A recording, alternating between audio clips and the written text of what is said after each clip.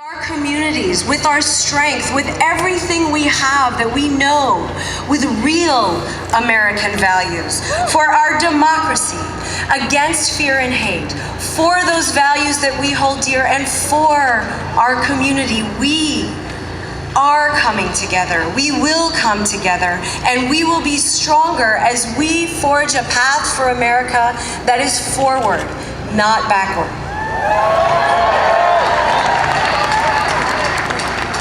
So the time is now, the time is ours to stand together, to resist together, to love together, and to take care of one another. And I know that that's true for mayors across this country. I know it's true for Mayor de Blasio. It is true for me, and I know that it's true for you. So thank you for coming out tonight. Thank you for being awesome. Thank you for standing with me and people across this country as we face the next 4 years together stronger. Thank you.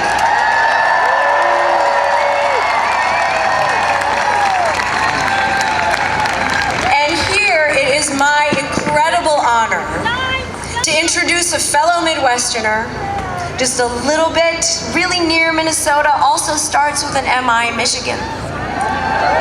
Y'all, Michael Moore is here.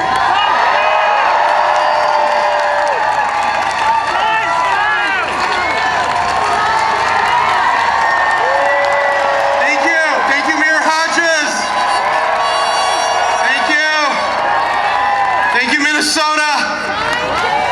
Thank you for giving us Al Franken, the Cohen brothers,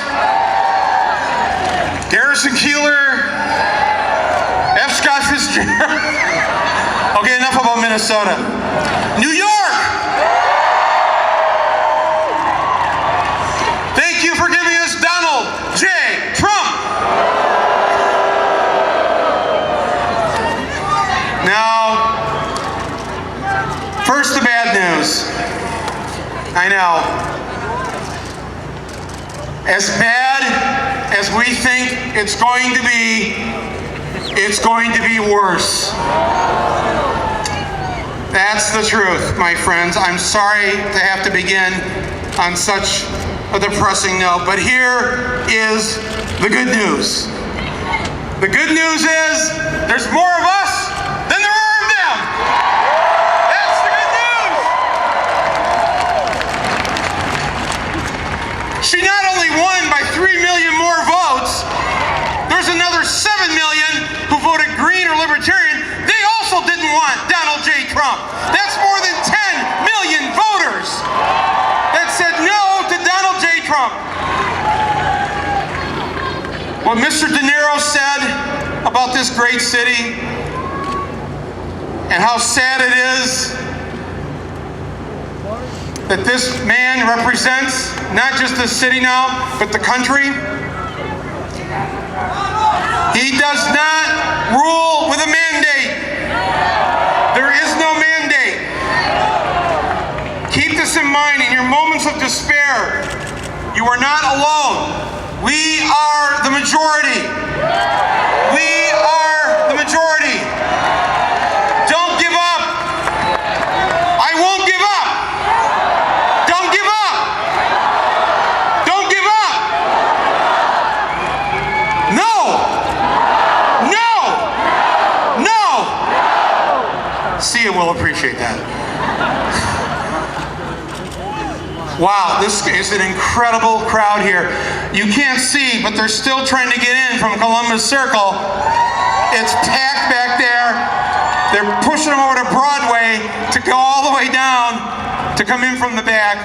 It's incredible that everybody turned out here tonight. This is the beginning of our 100 days of resistance. 100 days of resistance. And that's just the first 100 days, but I like to think positively that it's only going to take us 100 days. Tens of thousands of people are watching this right now on live stream all across the world. Welcome, all of you, to New York City.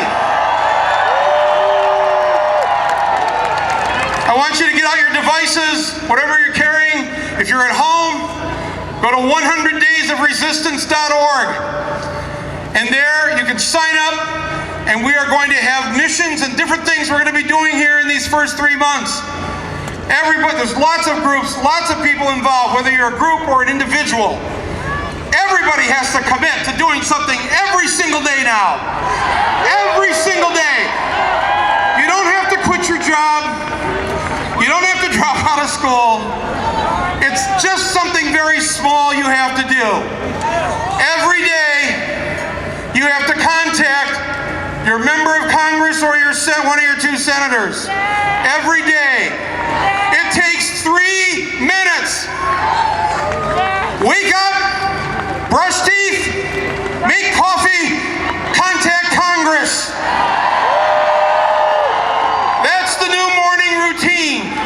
The phone number is 202-225-3121. You call that number any time of the day or night. A human being answers it. There's an actual 24/7 switchboard. Call that number. If you don't know who your congressperson is, that's okay. Just give them your zip code. Everybody knows their zip code. Give them your zip code and they'll go, oh, well, your member of Congress is Jerome Nadler. May I put you through? And they'll put you right through. In fact, you can say, no, I'd like his private line.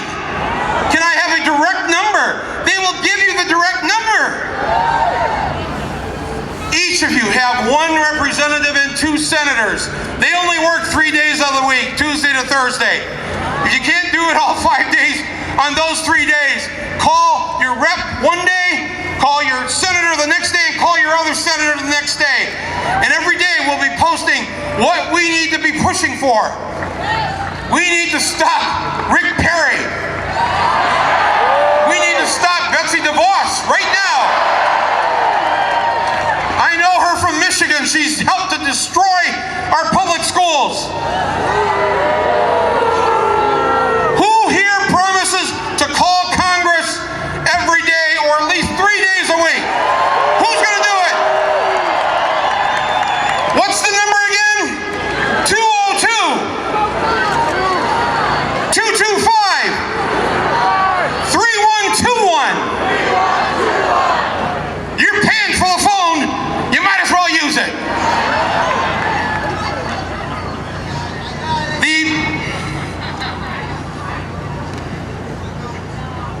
What the mayor said, what the mayor of Minneapolis said, what Robert De Niro said,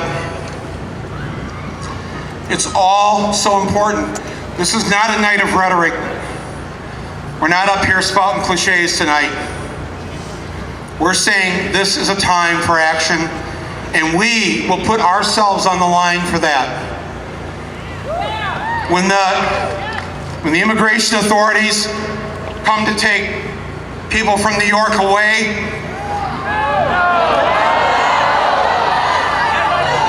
the mayor has said that's not going to be a cooperative venture.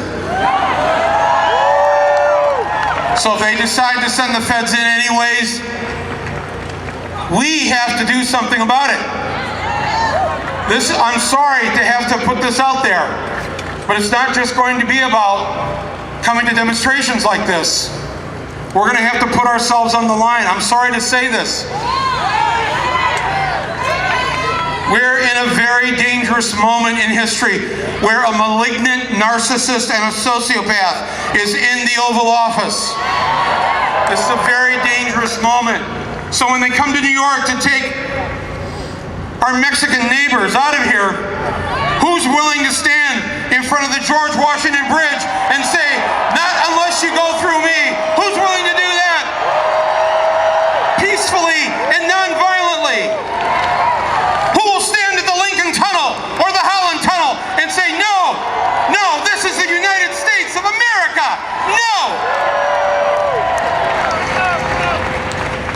If he tries to put up a Muslim registry where Muslim Americans, keyword Americans, are supposed to sign up, I will be the first one to sign up on the Muslim registry. Who will join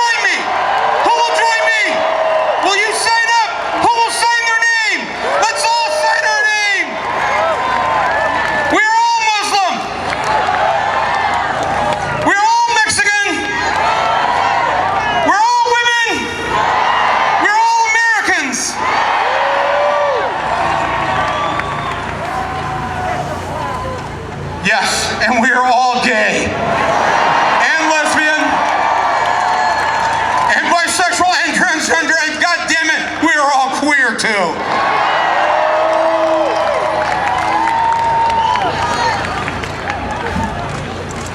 We're gonna win, folks. A little bit of pain, a little bit of discomfort, but a lot of work on our part will stop this man. He will not last the 4 years. It's a dangerous combination, a narcissist and a public official, because it all is about what's in it for me. Me, me, me, me, me, me, me, me, me. And when they think like that, that's when they break the law. And that's when he'll go down. I have one other idea. I have one final idea. Some reporter was just asking me, well, what's the point of all this? Because no matter how much bad news he creates or there is about him, doesn't seem to affect him. I said, right, yes, that's right. He's not affected by the bad news when he talks about his sexually assaulting women. He's not affected by the bad news that comes out of him calling Mexicans rapists and murderers. That's right, he's not affected by that. What's he affected by? He's affected by comedy. He has the thinnest skin of any bully I've ever met. If you make fun of him, if you ridicule him, or if you just show that he's not popular. I remember the night after the election, on the 9th of November, a bunch of us just randomly got in the street and marched to Trump Tower. Anybody there that night? There weren't a lot of us, but it was a few hundred people. And he's up there in his tower, in his penthouse, tweeting, demonstrators outside my home. Unfair. Unfair. Why are they protesting me? Wrong. Wrong. I'm telling you, my friends, this is how he'll implode. It's his Achilles heel. And we don't need to just depend on the comedians to do this for us. Everybody here has a sense of humor. Use it. Use it. Participate in the ridicule and the satire for the emperor who has no clothes. Are you going to fight? Are we going to have 100 days of resistance? Fantastic. Now, number two, I want to say this idea from the government, that the mayor's office has been talking about, other people have been talking about ID NYC. That's a great thing. And I want all of you to spread that word through social media, through your friends, anybody you know that needs that kind of help. They go to idnyc.gov. idnyc.gov. Remember that. Just like Michael Moore said, what's that number? 202-225-3121. Thank you. Thank you. It's Michael Moore's agent over here, his publicist. But spread that around. idnyc.gov. I'm listening to National Public Radio, and the guy gets arrested for a crime. They don't know whether he committed it or not, and immigration's waiting outside the courthouse, and they arrest him. He's in jail, detained for a year. He's here working. He's illegal. He's here working in some kitchen in Manhattan, and he's got kids at home, and he's got a wife at home, and he's been detained for a year now. We've got to provide this ID NYC thing to as many people as we can. We've got to spread that around. idnyc.gov. And the last thing I want to say is about our children. My wife and I have 3 little children. And for all of you out there who have children, to a degree, I mean, I'll let you be the judge of that. They're never too young for you to start to teach them about what's going on here. They're never too young for you to teach them what a real American is. And an American wants full participation and full transparency of their government. And we've never been further away from that than we are now. These people are a disgrace. They are a disgrace to everything you and I believe in. But there is hope, and the hope is us and us fighting 100 days of resistance. 202-225-3121, idnyc.gov. You take your pick, whatever you want to do to stay involved. Stay strong. God bless you all, and God bless New York City, and thank you. Now, it's time to get inspired. It's time to get inspired. I'm going to go to the Russian consulate right now and take a piss. A really super, super strong one.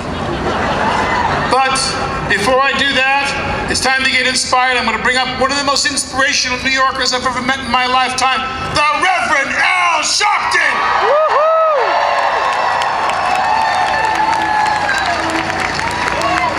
Thank you. Let me break in the comedy hour and let me say to people watching us around the world, this is Donald Trump's hometown, but the hometown folk do not behave like Donald Trump. Look tonight at thousands upon thousands of us, of different religions, different races, different sexual orientations, different genders, that stand together saying that we may have seen you win an election, but we have not lost our minds. We come together in the town Donald Trump was born to say that we don't need to make America great. America is great when we respect each other and stand with each other and unite with each other and defend each other's rights and stop the harassment and oppression of each other. You might have missed it, Donald, but America's already been great, and we're gonna make it even greater.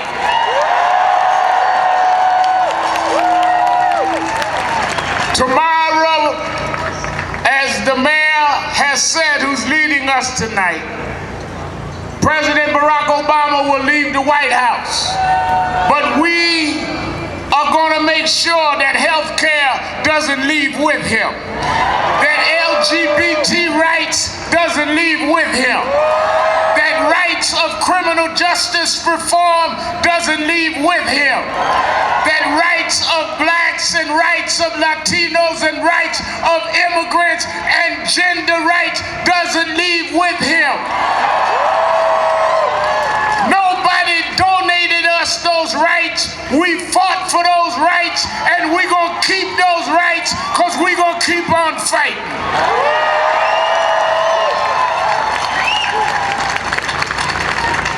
You want to register, you want to build walls. This is a country that does not make that happen, and we will not sit by and let it happen again. It amazes me that Mr. Trump got upset when someone said that they didn't respect him as a legitimate president after he campaigned for years calling President Obama not a legitimate American.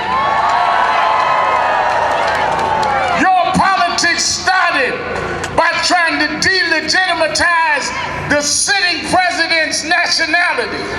And now you want to have a temper tantrum when people talk about voters were purged and there was, according to intelligence, influence from other nations. As you sit there tonight at the inaugural concert in Lincoln Memorial, you need to talk to President Lincoln, Mr. Trump. President Lincoln will tell you that slavery and oppression based on different races and different people is wrong. You need to talk to Lincoln while you're there tonight. And Lincoln will tell you that states' rights, whether it's on health care, on teachers, on education, is wrong. You need to talk to Mr. Lincoln tonight. There's some battles we won, and you can't reverse those battles. We're sending you a message from your hometown that you can try to turn back the clock, but you won't turn back time. We are not going backwards.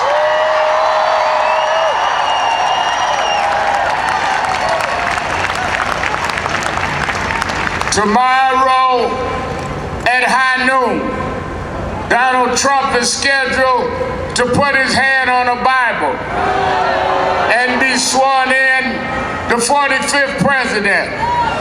Well, I hope he opens that Bible and reads the Bible. Go to the New Testament. There's a story that I'll tell you as a Baptist preacher where Jesus talked about a man who was laying by the side of the road. He'd been wounded, he'd been robbed, and he laid there in desperate conditions. A man of his race walked by, looked at him and kept walking. Another one walked by that was of religious standing. He looked at him and kept walking. But another man came by and he reached and helped him.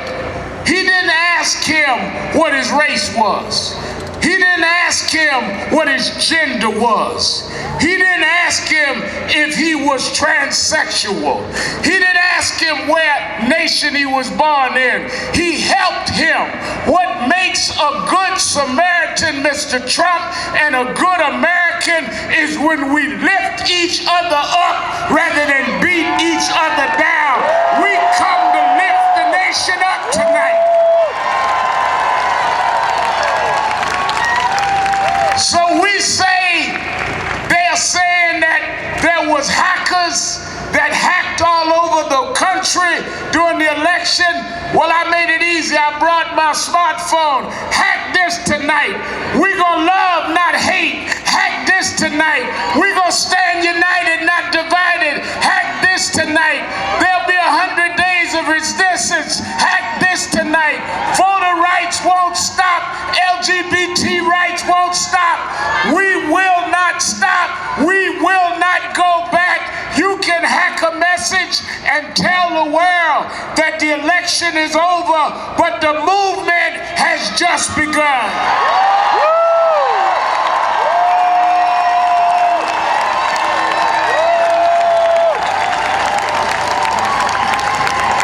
Al Sharpton! God bless you, sir. Our next speaker is the founder of the Muslim Democratic Club of New York City. Born and raised in Brooklyn, and she's here tonight because she's one of the main organizers of the Women's March on Washington, D.C. on Saturday. Please welcome Faiza Ali.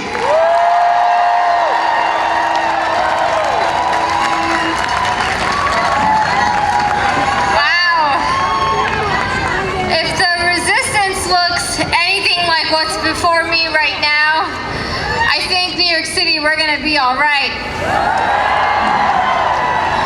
Assalamu alaikum, peace and blessings. It's really an honor to be here with you all this evening. Standing before you is a 5'2.5" brown woman, inspired by my Islam to fight injustice, motivated by the legacy of civil rights heroes who showed us that radical change is possible, and driven by the values of a city that raised me to be bold, to have grit, and to be resilient. Like millions of Americans, I stayed up on election night and watched the results come in, sitting on my couch in utter disbelief and horror.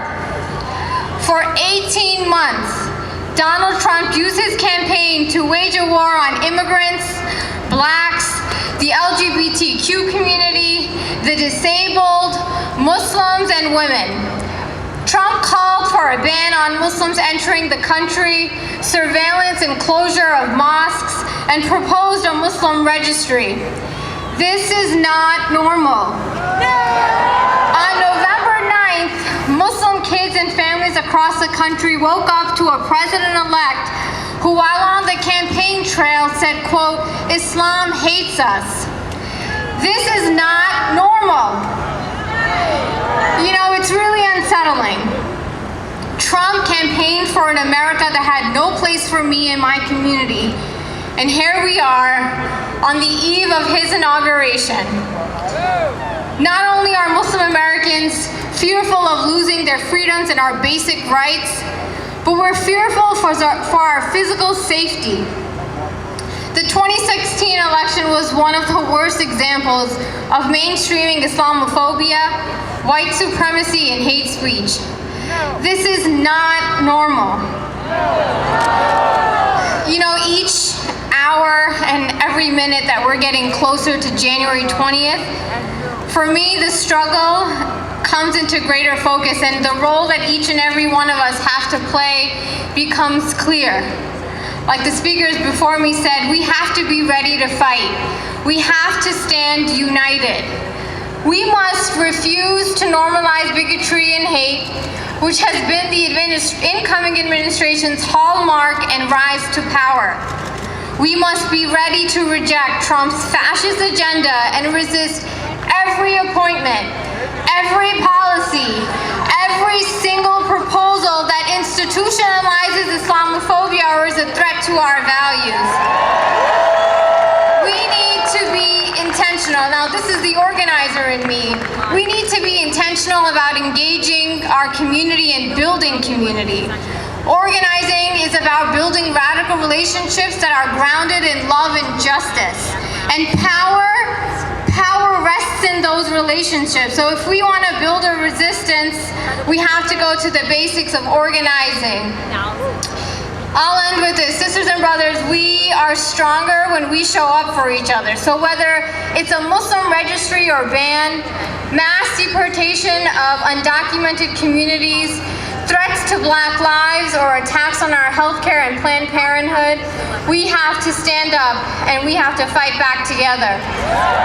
That's why this Saturday, day one of Trump's presidency, I'm joining hundreds and thousands of Americans to march for the Women's March on Washington. We're here to say that we are here, we are watching, and we will fight every step of the way. Thank you so much.